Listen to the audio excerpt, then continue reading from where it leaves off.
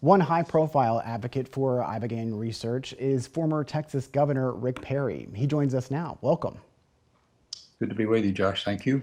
How did you, as a former governor, get involved in the push for Ibogaine?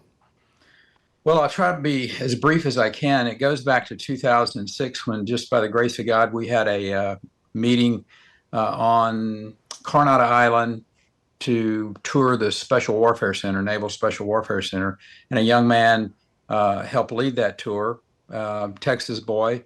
And matter of fact, there were two Texas boys, one from Perryton and one from back over around Willis. And long story short, one of those was Marcus Luttrell. I'd never heard of Marcus Luttrell in my life. I knew that this young man had an extraordinary story as we had dinner with him. And I had told him, if you're ever through Austin, come by and see us, knowing that that was a very rare chance that that would happen. Getting into the governor's mansion was not the easiest thing in the world. But the following May of '07, the security detail called and said, there's a young man here who said you told him if he was ever by to come by and see you. And that was Marcus. And I told him, I said, well, let him in. We'll feed him dinner. And 2.5 years later, he moved away from the governor's residence. So he was a very sick young man with post-traumatic stress, with traumatic brain injury, addicted to opioids, had alcohol issues, and had separated from the service in a very oddball way. But that started my wife and I on this long journey towards learning about not only PTSD, but also traumatic brain injury, and actually how poor our government was at dealing with these young men and women who come back home impacted in a very serious way from their conflicts during this war on terror. So that has now been 16, 17 years worth of going down a lot of rabbit trails and trying to find some solutions for him. And one of those led to hearing that young men were going down to Mexico to be trained, excuse me, not to be trained, to be treated with Ibogaine.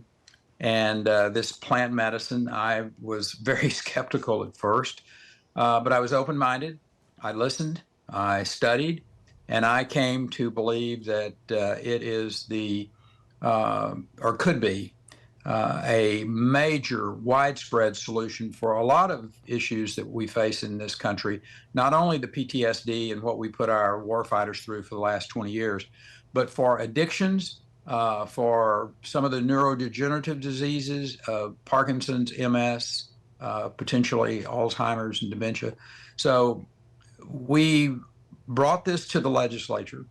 And I got to say, my hat is off to the governor, the lieutenant governor, the speaker, the members of the House that were open-minded, compassionate-hearted.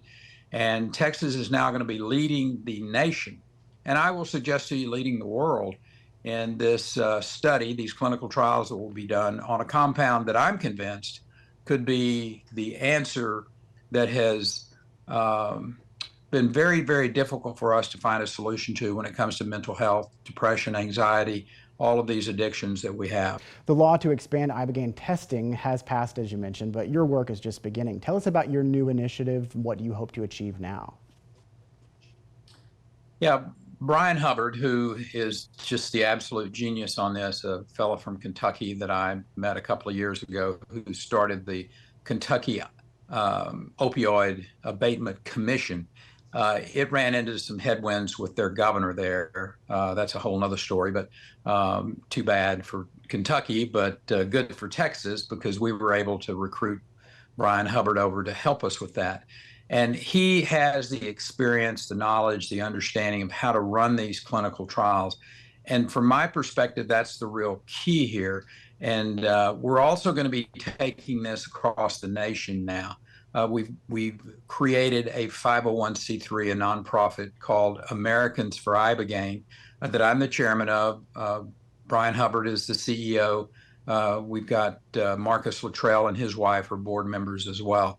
We're going to be not only going to Washington, D.C., making these presentations to Secretary Kennedy and to the congressman. Of course, Marcus, his brother, his twin brother, former Navy SEAL, Morgan Luttrell, is also a big proponent of this. He has been to Mexico to be treated himself for his PTSD. So the real issue now for us is, although Texas is big, we move the needle when we do something, and this certainly is going to do that. There are a lot of other states that are going to be interested in this, and that's going to give us the ability to really expand the clinical trials across the country.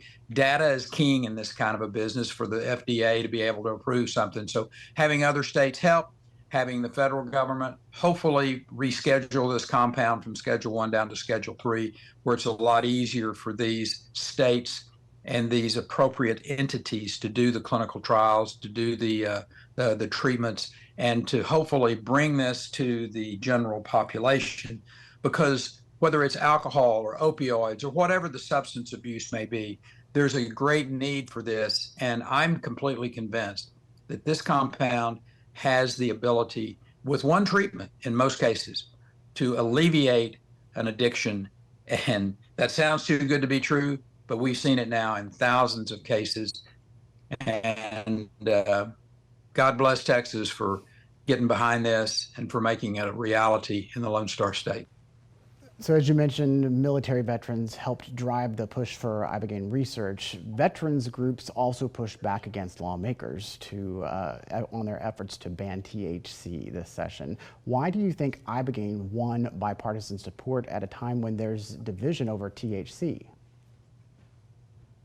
Yeah, well, certainly completely different compounds, and I'm not going to get into the THC issue here. But what I will say is that we had a very, very talented group of people put together.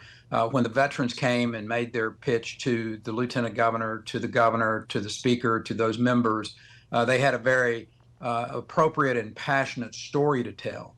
And, I'm very thankful to the governor, the lieutenant governor, the speaker, those members that supported this, which was practically every speaker. I mean, I think there were 2 votes against this in the House, and it overwhelmingly passed in the Senate as well. Having these passionate stories about people literally having their lives saved by this compound was a strong, strong story. And I think that, not singularly, but that had the biggest impact on the legislature, and it's the reason that we were successful. Earlier in the program, we covered the court decision to end the Texas DREAM Act, which takes away in-state tuition for undocumented students. You had championed that act in the past. What are your thoughts on the judgment to get rid of it? Yeah, 20 years ago, in 2001, well, almost 25 years ago, when that was passed, overwhelmingly. I think it was 7 votes against it in the House, and it passed unanimously in the Senate, as my memory recalls. It was a different time, and I think what has happened over those 20 plus years, particularly in the last 4 years, is this unruly way that the Biden administration dealt with the issue of border security, or in this case, they didn't. They basically had an open border policy, and that has tainted everything all across this country. And I think it made it easy for people to stand up and say, look, what was a thoughtful approach to how we deal with people who don't have the legal right to be in this country 25 years ago to today is completely different.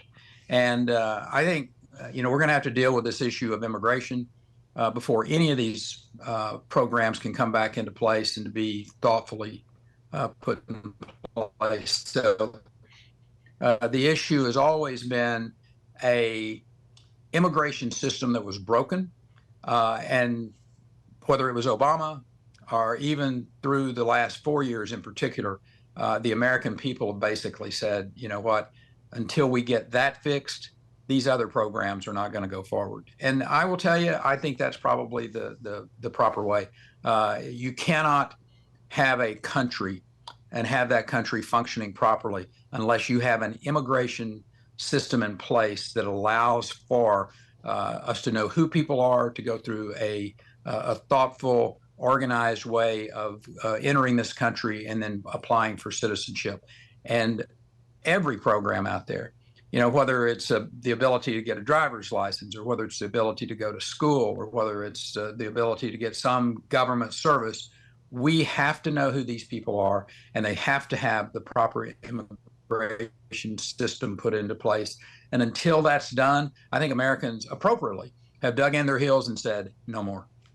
Speaking of immigration, in 2014, you called in the National Guard to go and help secure the border and keep things safe down there. Recently, Governor Abbott has called in the National Guard to possibly staff protests that are going to be possibly occurring all over the weekend across Texas. What are your thoughts on using the National Guard for that purpose in today's environment?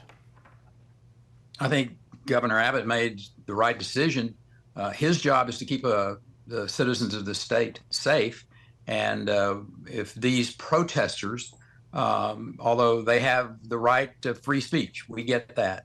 But once they cross that line and get into destroying property or putting people's lives in jeopardy, then that's different. This is absolutely an appropriate use of our National Guard and to not only supplement our law enforcement, but to keep the peace.